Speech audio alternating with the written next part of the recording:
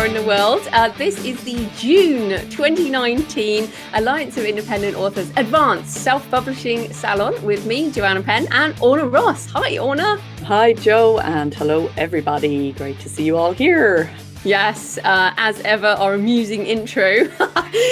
Now, this evening, we have a really interesting and important topic that I think is, well, it is one of the most important topics we could possibly talk about, which is copyright. So we're talking about the importance of copyright for author income and protection.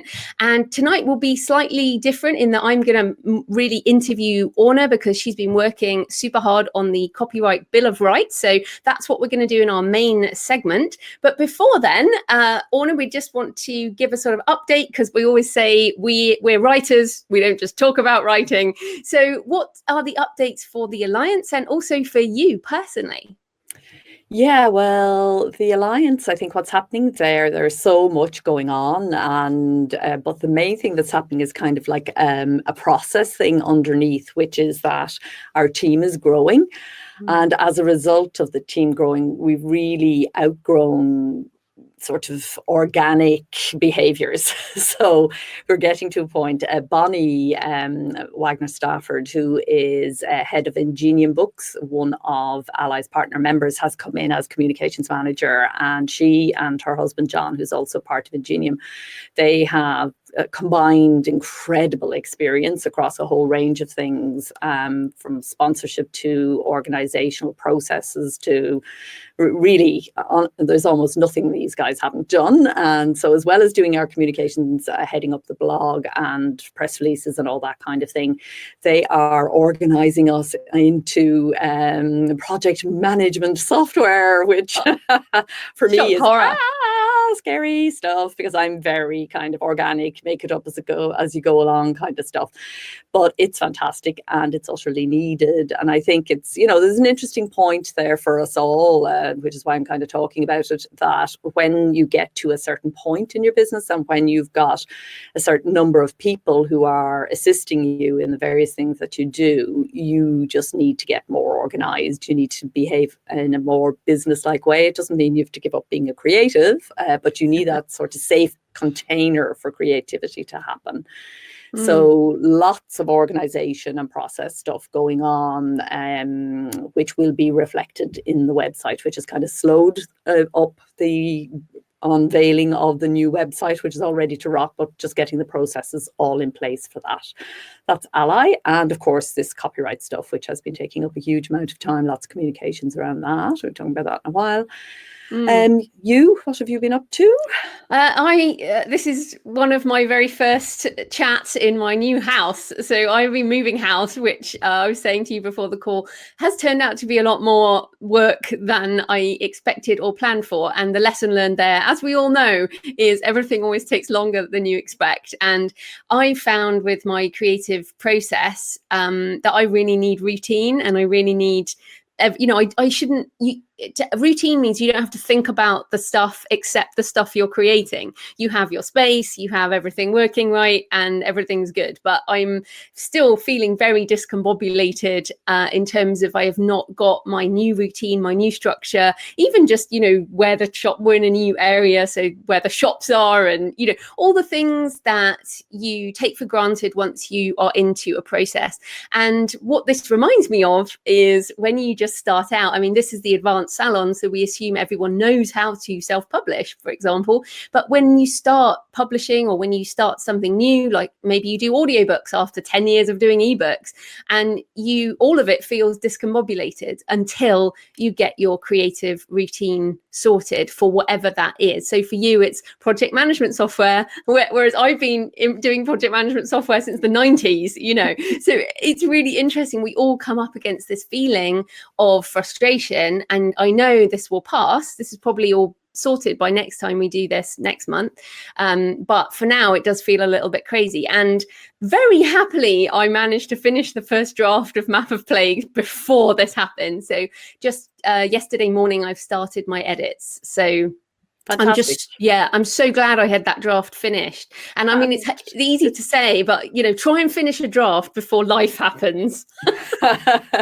Well, moving a house, you can kind of do that. We can't always do that, but great actually to have a break. It's good to have a break between finishing the draft, and so it was very good timing, really. Yes, I did it all deliberately, of course. But it's funny because this is our June episode, and it feels like the year has got away from us as ever as we head towards mid-year, and so I'm very keen to get back to things. You can't see me here, but I have a carpenter coming in building an audio booth, so I had all these plans for audio in January, and then we bought the house and it's taken a while, so I didn't want to start somewhere and finish somewhere else. So I'm really keen to get into some of the things I planned for this year as we hit mid-year. So yeah, that's been my month. It's been a little bit crazy. Anything else? Oh, for you, so what about Orna Ross? Orna Ross, yeah, she's been recording audiobooks. Ooh. Yes, well, poetry, and that is definitely, that experience is teaching me that is the only thing I am going to narrate myself. I will continue to do it, but I have been told by my producer, the wonderful Howard, you sound too somber. Liven it up, please. So I think I need a bit of training, to be honest, to do this properly. Totally. Yeah, and you gave me, I know the guy that you worked with earlier this year, so I think I'll be in touch with him. I was to do a day course as well with Live Canon, which is a great poetry group here in London, but that didn't work out for various reasons. So it's very interesting doing it. It's always another edit when you do the audiobook. I think that's one of the most useful things about it. I really thought those poems were set in stone, and to a great degree they were, but you find something else, a different emphasis or whatever. Always good learning experience from that point of view. I'm only able to do them because they're short. I have no interest in doing fiction, and that's an absolute decision. Now, I know we've both discussed maybe, and you're going to do yours, but I'm certain that is not for me. So maybe non-fiction, longer books sometime, but definitely not fiction. Yeah, and also working with an illustrator, actually, that's the two things. So what I've been doing sort of creatively this month is working audio and working images and less with words, and both really interesting. And you learn so much from other creatives, just so trying to capture some complex information in infographics and images, and how that makes you think again about what you're doing. So I've actually had a great month. I'm really enjoying it all. It's kind of different and sparky. So what are you doing with the illustrator? Is that for your poetry as well? No, it's not. It's the Go Creative Planner. So it's in terms of capturing in these shorter workbooks some of the more complex concepts from the actual books, so that people don't have to have the book to hand to do the workbook, if you know what I mean. So the imagery is proving really useful for that, and also just breaking it up a bit and making it look better and feel better and all of that kind of thing. So fantastic. Yeah, she's great. She's fantastic. Give her a shout out, Mickey Lowe. So Mickey Lowe, there we go, in the show notes. Well, it's always good, as you say, it's great to work with different creatives and to meet different people, and certainly, and the coaching aspect that you mentioned and the feedback, again, we're still learning this stuff. We will always be learning. That's why we enjoy doing what we do, because it never stops. And I think that's the other lesson. It does never stop. Like the to-do list never stops. You just have to, and I'm trying to relax and take a breath and say, look, it's fine. I will get everything done. It's just I didn't allow. Yeah, I think the other thing is to... Sorry, we're losing Joe there. I'll just come in to say that I think one of the things we can do with life when it happens like that is to realize every single project hits that place where it goes out of control. Otherwise, it's not a creative project. It's just same old, same old. And if we can try to kind of reframe it for ourselves as part of the process and enjoy, it definitely makes it easier. Sometimes that's possible. Sometimes that's just not. Yeah.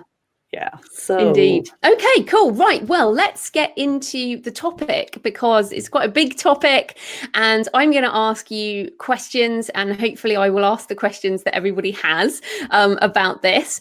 So, we're talking about the Copyright Bill of Rights. So, I guess let's just start with just reviewing the very basic question of why is copyright important? Why should anyone listen any further to this? And, what do we create when we create a book in terms of copyright? yeah, copyright allows us to make a living. The fact that copyright legislation exists is how we actually can monetize our work. And it's worth saying that for centuries, authors didn't have opportunities to monetize their work, and that copyright was owned by publishers and printers. And it was the work of author activists that actually changed that, and that copyright became an author right.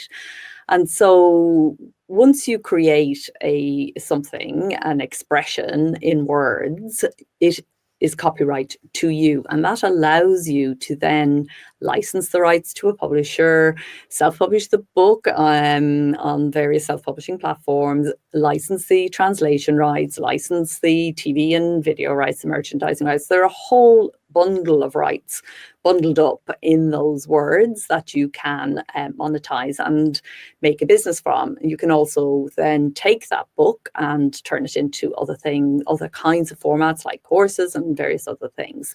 So copyright is really fundamental to your ability to be an indie author. Without it wouldn't be possible. So yeah, and I think if you switch off when you hear the word copyright, and some people have literally switched off and gone, I see, because it's just a topic that does that to people. They go, oh God, boring. I don't need to know this. I don't want to know this.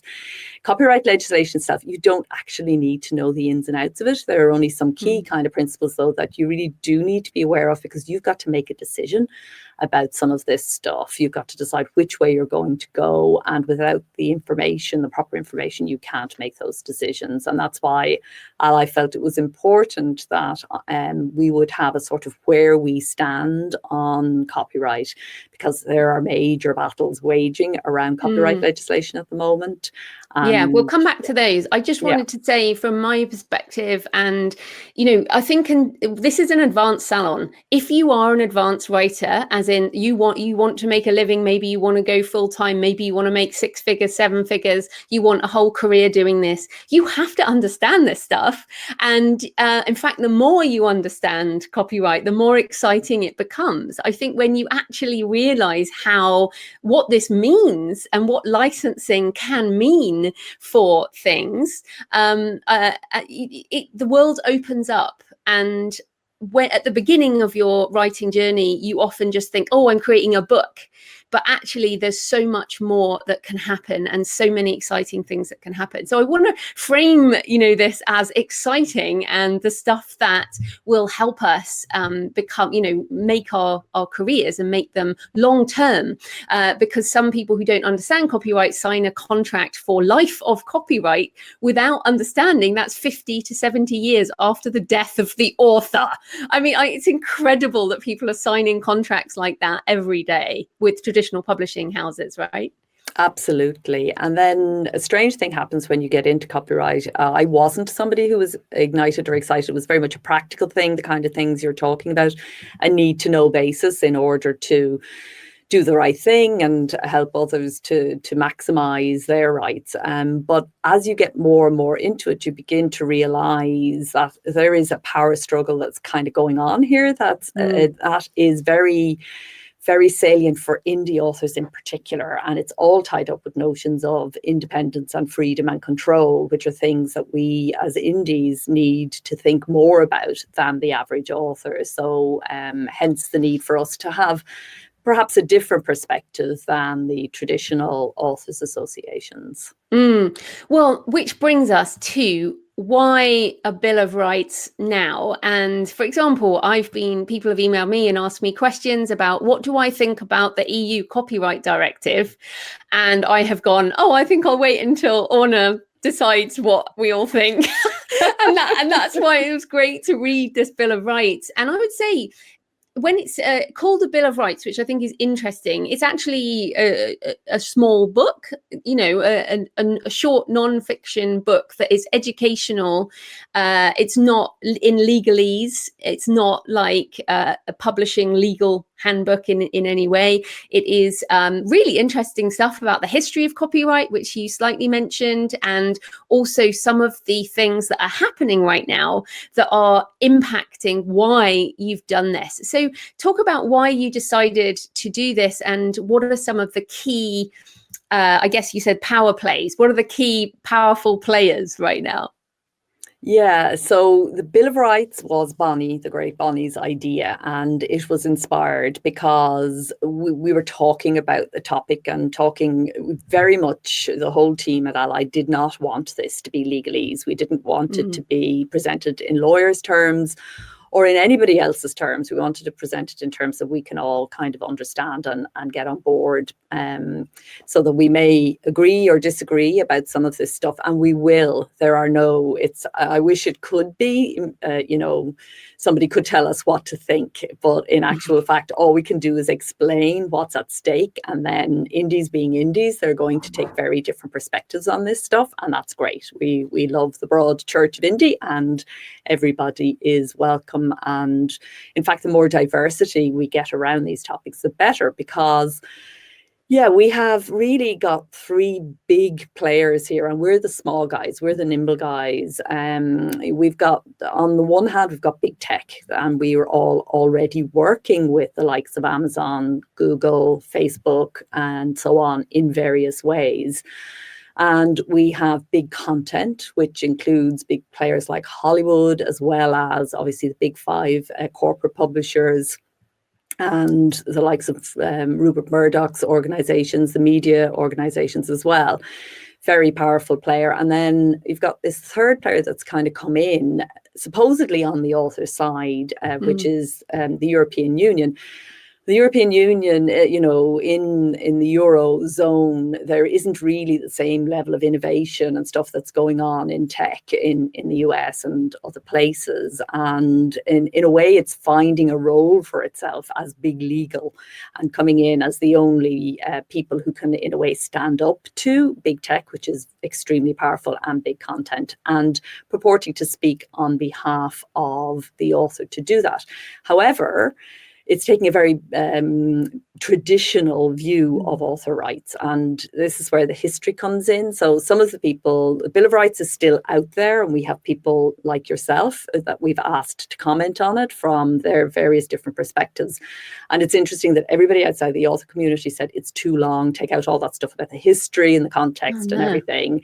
Yeah, but everybody in the indie author community is saying, oh, I'm so glad that history and context was there, because it really helps me to understand where I fit into the big picture. And I think that's important, because when people talk about authors, they're probably not talking about you. They're probably talking about somebody who has licensed to their rights to a trade publisher, and they're very often conflating the two and assuming that big content and what they're fighting for is what you want as an indie author, and it may or may not be. And so that's why we felt the context was important. And then just to state the Bill of Rights, kind of the rights that were embodied in the original legislation, copyright legislation, which is a fantastic piece of work originally. It really very carefully balanced the rights of the author and the rights of the reader. And it's really important. Some of this legal stuff completely polarizes those two, as if authors and readers are on opposite sides of the fence. But of course, an author is a reader 1 minute, and you have to be a reader in order to be a writer, and readers' rights are absolutely core to what we do. And indies in particular, who have such a close relationship with our readers, who understand that, our readers take the place that the publisher takes for the traditional author. We're more cognizant, I think, of readers' rights in all of this than the average. So, it's big legal is talking about it, big content is talking about it, big tech is talking about it. They're all fighting, and we are people who are kind of connected to all of those as we try and make our living day by day. Yeah, and I think it's also important,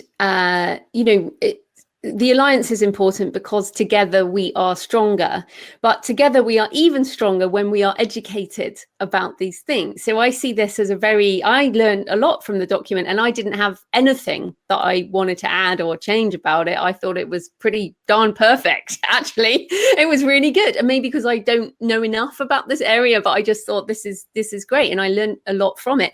And I think this, again, it's about this power play. We are individual, we're independent, but together in the alliance, the more people know about stuff, the more we can put our voices out there. And also, we're a massive global network now, and people have relationships. So this is, I guess, a question. What do you want to happen with that Bill of Rights? Do you want every author to read it, and should we send it to our MP, or what do you see for that document or book once, I guess, it's published? Yeah, so it's going to be key to lots of our initiatives for the next number of years going forward. It's sort of like our foundational document. And yes, we would like every author to read it. We're beginning with a survey as well. We have a copyright survey trying to find out what authors want to know about copyright and how interested they are even.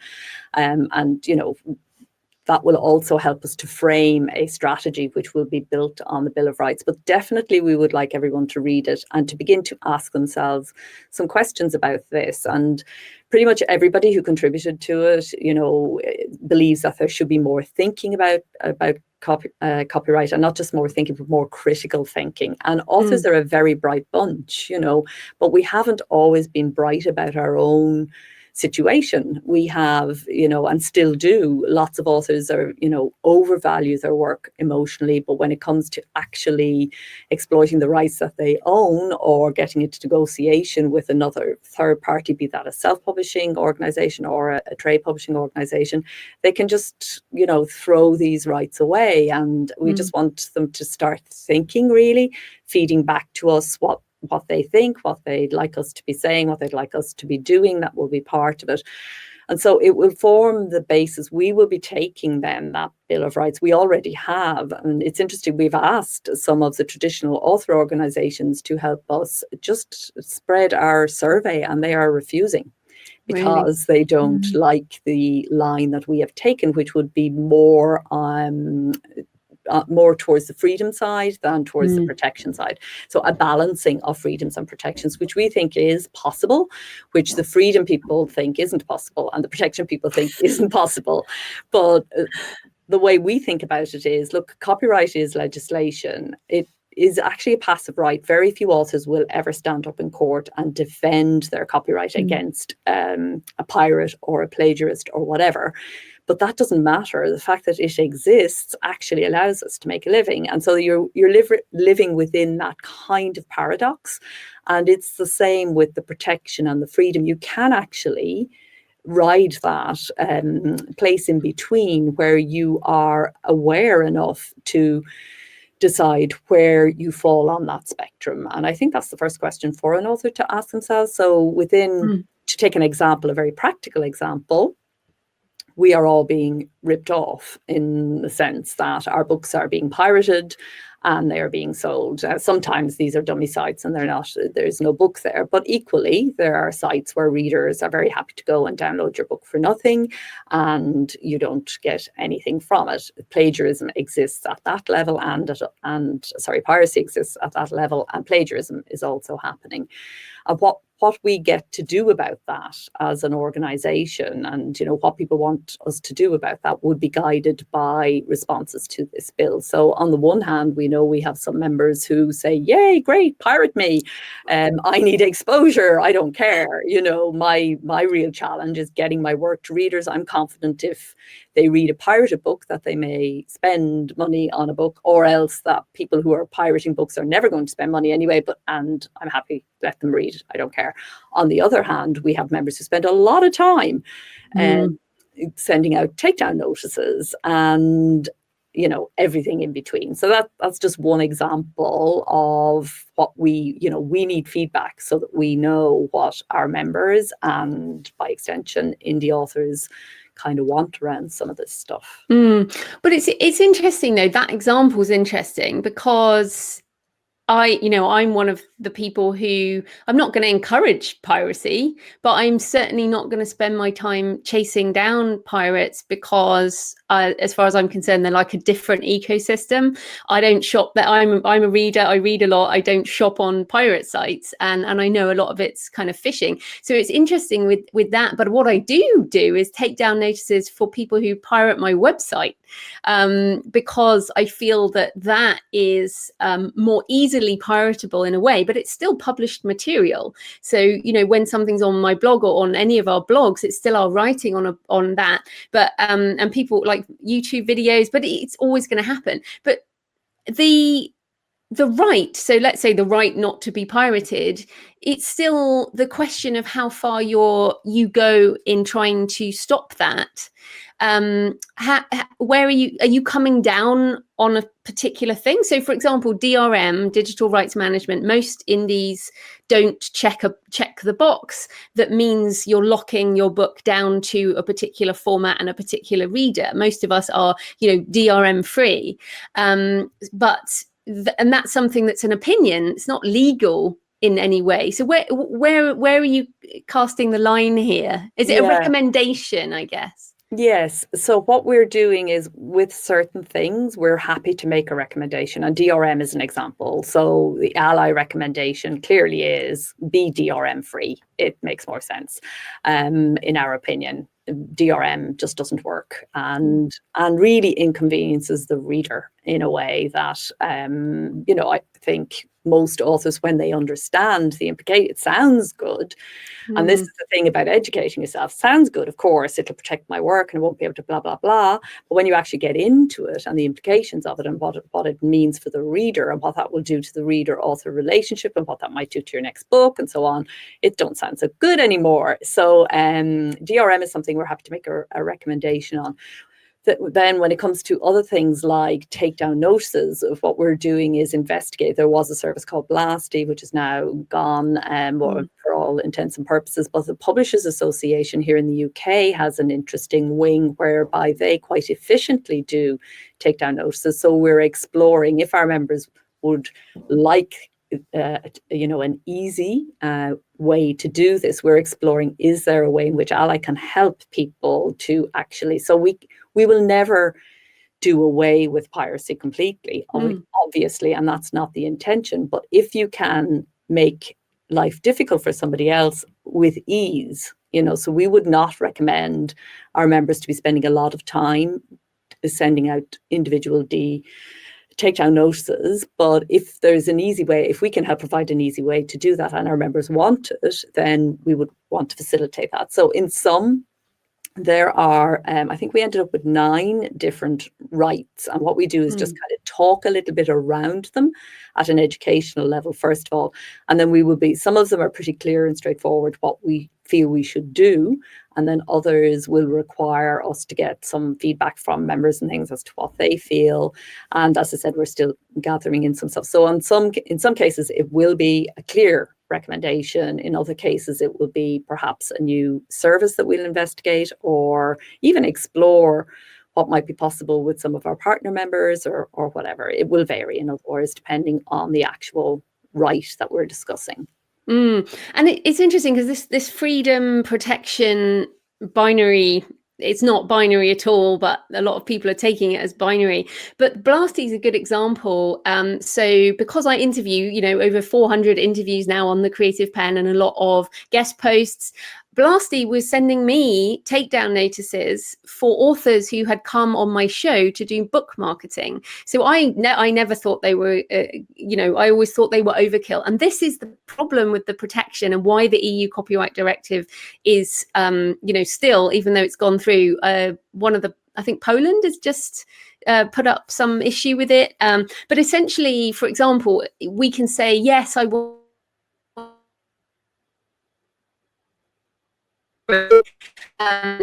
Or I want Google to use snippets from my website and find my books, for example. But then the protectionist people are saying, well, no, Google can't use a snippet, and we can't have free books, and we can't have Creative Commons images. And the people on both sides kind of saying, well, we need to get paid for our work. And then the other one is, well, how do I get discovered? Or even, and this is one thing that I think is an issue, how do we quote other authors under the terms of fair use, for example, if that is decided that you can't do that either? So, are there any other sort of controversy? We can't answer all these now, obviously, but are there any sort of controversies that you see as particularly pertinent to the ally audience? I think there's a few things. I'm interested that you brought up the Google one. That's a very good example. When I first heard about Google's project, I thought, oh gosh, that's a bit dicey, because I listened to what I was reading in literary magazines and blogs and so on, and just kind of took it at face value. When it came to actually looking into that, though, I realized that Google, at its own expense, was actually going to set up and it still is the largest library in the world, which is hugely, for anybody who's kind of my age, and you remember what it was like having to actually go to the library and wait for a book to take 4 weeks to arrive for something really important that you wanted and needed to know. That is actually a very worthwhile project, and copyright is and was being fully respected there, and the author was given the option to opt in or opt out, so everything was covered off very well. But the objections to it have completely changed the nature of that project in a way which I think doesn't benefit either indie authors or their readers. So that would be a very good example. But again, somebody else might read the same stuff and see it slightly differently. The other stuff is around the fair use thing is a real issue, because you essentially have two traditions here when it comes to copyright. You've got the American tradition, which is very much about copyright is what allows you to make a living, and copyright is good for that reason. It incentivizes the creator, but it also is about this is good for readers, and that was the reason for it. It was seen to be good for readers and that authors would own the copyright rather than printers and controllers, if you like, gatekeepers. The more people who owned copyright, the more diversity we would get in publishing, more expression, and all of that being good for society, and the social good, the educational good, reader good. So that's one sort of tradition. The other tradition kind of comes originally from France and is the European tradition, which is the author as, auteur, creator, and with author rights, moral rights to this material. And that right there isn't really a concept of fair use in Europe in the same way that there is in the States and other places. So you've got this Anglo-American way, and then you've got the European way, which is being used very much to stop. I mean, I'm from Ireland, two notorious estates, the James Joyce estate and Samuel Beckett estate, are so controlling, have been so controlling. Joyce is just out of copyright, but until he was, Stephen Joyce, his grandson, was notorious for not allowing anything at all to be done to any of that work. The copyright lobbyists added an extra 20 years on top of, it used to be 50 years after the author's death, 20 more years were added on. Is that really what I want or what you want? Is that necessary that our grandchildren would have that kind of creative control at that point?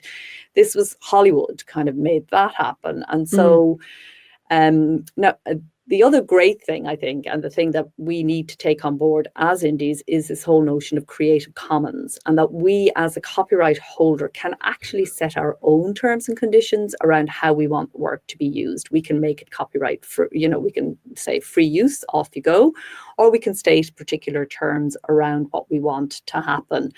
Copyright doesn't mean that we have to be all rights reserved. We can actually come up with something, and in coming up with something different, we can actually maybe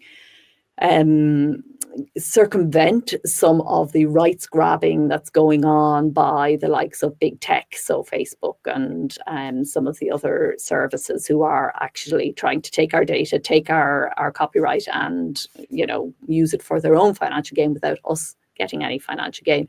Creative Commons can be used to kind of circumvent that a little bit. I think it's also worth saying, just on that whole issue, that the big tech people in our sector, in publishing, have not been given enough credit by the copyright lobbyists. I think there is a huge difference between what's happening in the publishing world and what's happening in the music world, for example.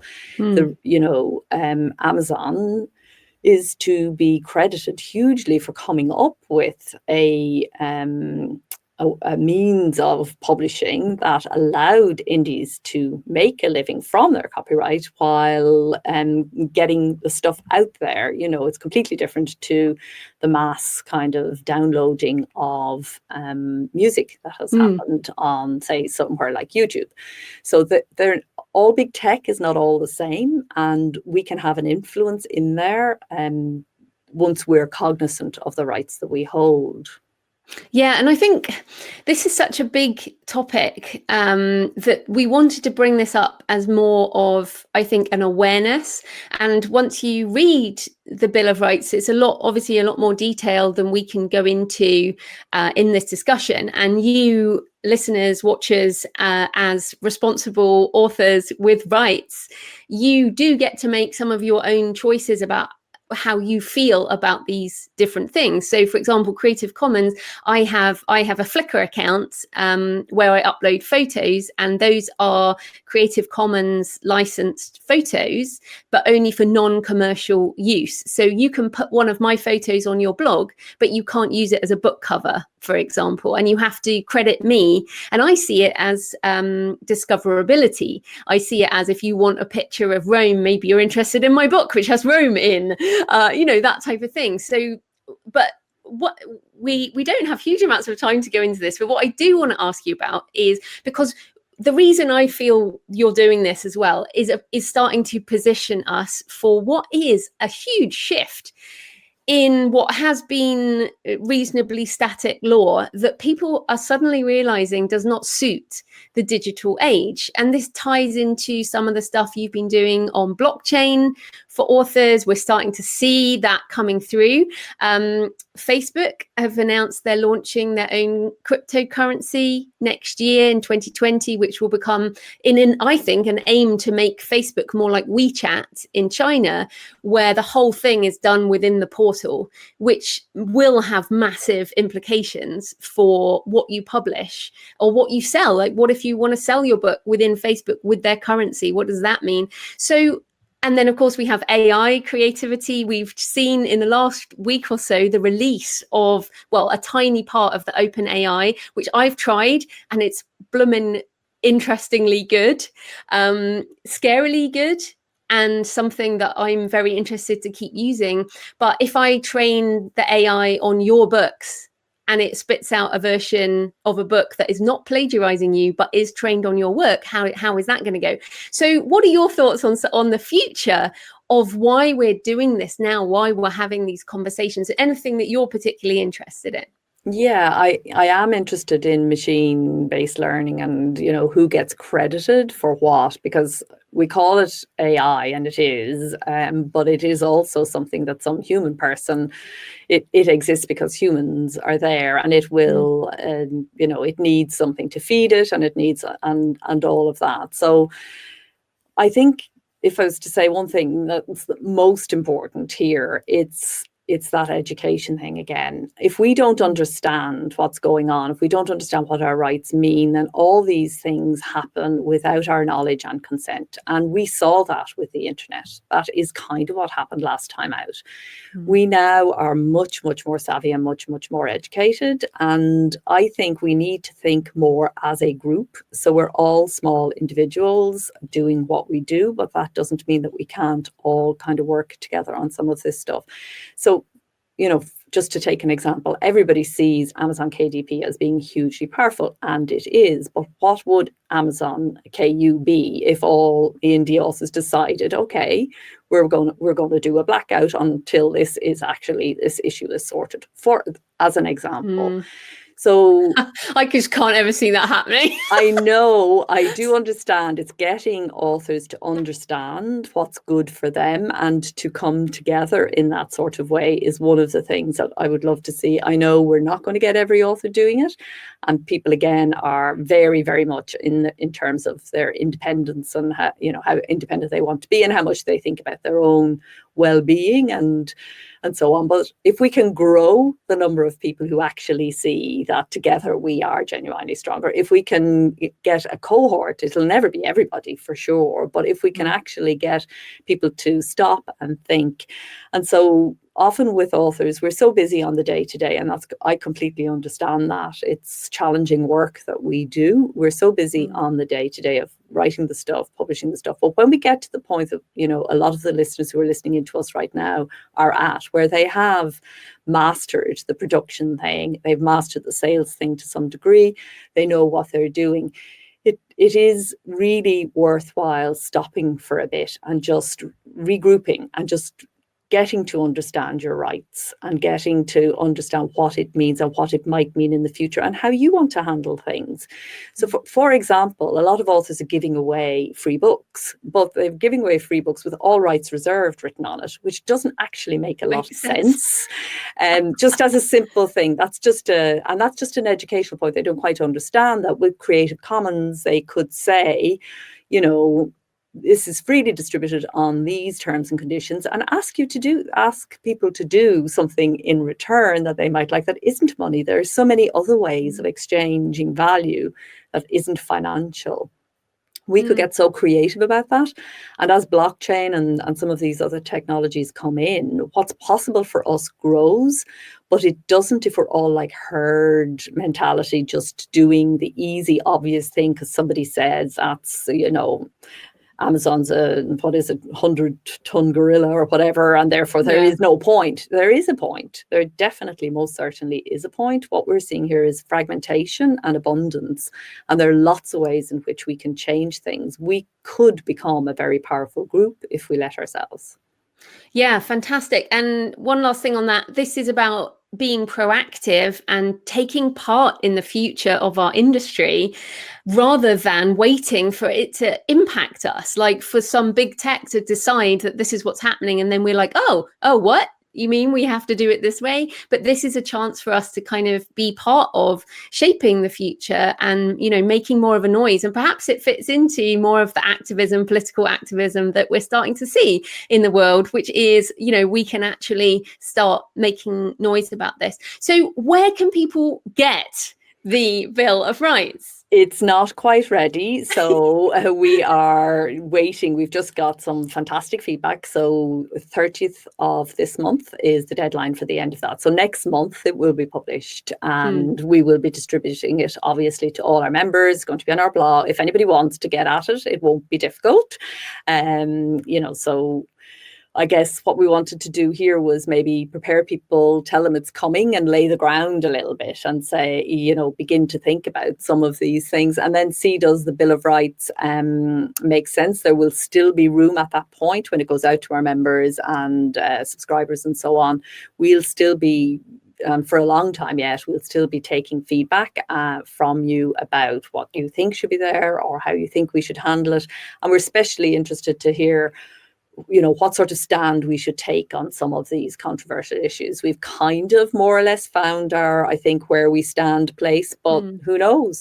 Somebody could come up with something that we've so far overlooked because it's complex stuff. And there is nobody who can kind of be more helpful than the people who are actually there day by day trying to make their living at it. It takes it out of the theoretical into the very sort of important and necessary. Fantastic. Right. So anything you're planning for the next month? Redoing my poetry with oomph and panache instead of being somber. I've heard some of your poems. Some of them are somber. Yeah, well, I tried to be, not all of them. So not all of them, but try not to be so somber. Well, I will be editing Map of Plagues and getting that to my editor. I did have a deadline and I will hit the deadline. My bag's under my eyes, but I'm going to get it done. And then I hopefully will start recording audio as well. So it's all go. We will be back as ever next next month with the Alliance. Anything else, Orna, before we say goodbye, No, whatever? I think that's it. Yeah, watch out for the Bill of Rights, and we look forward to hearing your thoughts. Yeah, well, happy writing, happy publishing. Happy everything. Happy selling books.